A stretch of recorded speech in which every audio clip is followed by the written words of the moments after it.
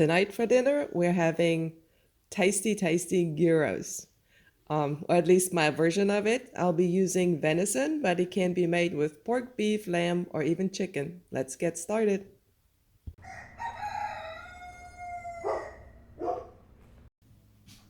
So these are 2 pieces of venison. It was 1 piece, but it packs better this way.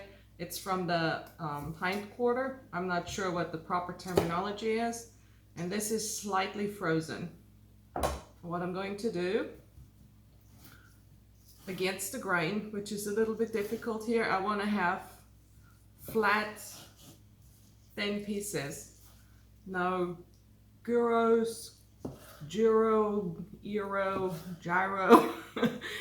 I don't even really know how this is pronounced. It's kind of regional, especially in the US. But I want is nice thin pieces like this, because usually this is made on a vertical spit where the meat is layered, and it's like a rotisserie, and you get the outside. So if you're one of the first customers, you get a really nice crunch with it, but we can make this in the pan just as well. All cut up. There's our nice slices. That's just about as thin as I managed to do without getting bored. Now, because they shaved this off these vertical spits, it's really thin and it's very soft.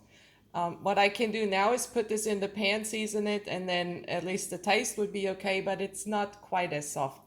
So there is another step that I personally do to make this more like the original. I'll lay it out on the cutting board, then a piece of plastic over it. Make it something a little thicker than just cling wrap. The cling wrap may break, and then I'll take the hammer to it.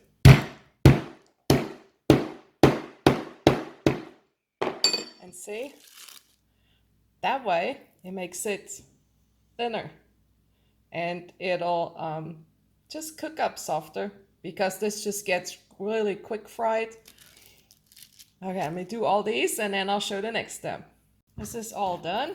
Got the whole pile, and it's softer already, and it will be softer in texture when it's cooked too, because it just breaks up some of that fiber.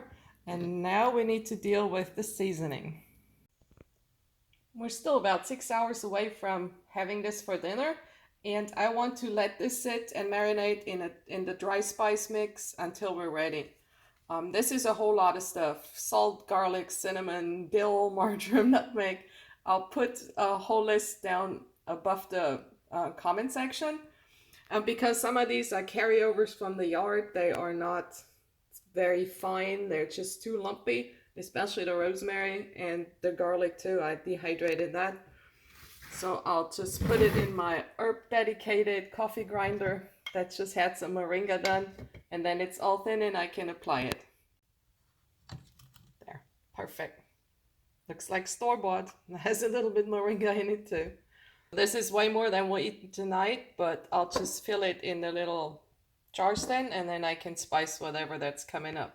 Now I'll pour this generous amount over the meat, and then just mix it up, cover it up, and in the refrigerator it goes until we're ready. So the meat ended up being in the refrigerator for 2 days instead of being cooked up the same day, because we ran across some really beautiful oyster mushrooms in the woods, and then I cooked them up first because they were a little bit waterlogged. But this has marinated now for 2 days, and God, it smells so good. I'm just going to fry this up in stages, because I don't want this to get wet. I want it to actually be nicely fried on one side for the cook. This is when I deem it ready. On both sides have a nice color. These can go out and the rest in. I should have used a bigger pan because I'm going to be busy here for a while. The last few pieces are done, I think. The pan is going to need some attention. And I love, look at all the oil that's splattered.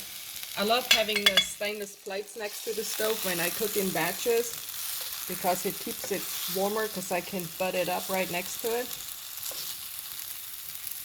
Now I'm almost ready to assemble. It's gonna be good.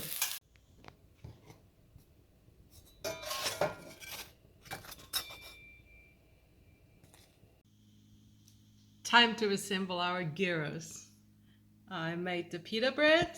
This is tzatziki, yellow yogurt with cucumber. I have onion, red onions, tomato, red onions, lettuce, and some feta cheese. If you want to make this look like the carry-out stuff with the aluminum foil and all, you need aluminum foil and you need some baking paper, and I just bend the crease here and fold it over. I hope this works. This is not how we usually eat things. We eat off plates. And you take your pita and generously spread it with the tzatziki. In my opinion, this is the best stuff anyway. So you want to have a nice generous coating of this. Then we'll add the meat. Here we go.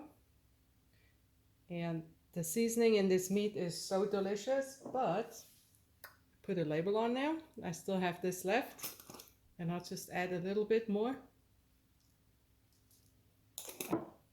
Okay, here come the onions. Whoops. And then lettuce. Tomato. Another one. Tomatoes are good. They go well with the tzatziki. And then a couple pieces of feta cheese. And this is the ultimate gyro. Like I said, I don't know how to call it.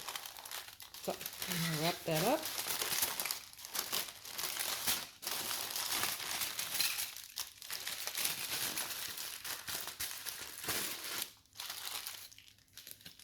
Not very pretty, I would say. Can't even tell. There's meat in it. Let's stuff one in. And this is it. Pretty awesome. Let's take this out. I'm gonna eat it. I'm ready to eat this. Yummy. Thanks for watching.